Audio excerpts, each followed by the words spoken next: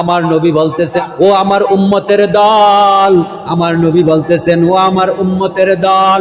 প্রত্যেকটা নবী দুনিয়ার প্রয়োজনে তাদের দোয়াটা করলো, কিন্তু আমি দুনিয়ার জমিনে এত এত এত কষ্টের ভিতরে থাকার পর তবু আমি আমার ওই মুস্তাজাবুদ দাওয়াটা করি নাই। নবী বলতেছেন আমি যখন উহুদের ময়দানে যুদ্ধ করতে গেলাম, আমার দান মুবারকটা শহীদ হয়ে গেল। কাফেরদের আঘাতে আমার হেলমেটটা ভেঙে মাথার ভিতরে প্রবেশ করে ফেলল, ফিনকি দিয়ে রক্ত প্রবাহিত হয়ে যায়। আমি জমিনের ভিতরে লুটিয়ে পড়লাম। জিব্রাইল আমিন আগমন করলো।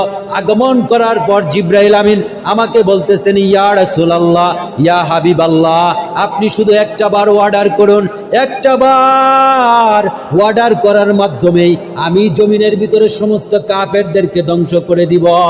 আমার রাসূল বলেন না জিব্রাইল না, আমি যদি তাদের জন্য দোয়া করি আর তুমি যদি ধ্বংস করে দাও তাহলে আমি দ্বীনের দাওয়াত দিব কাদেরকে?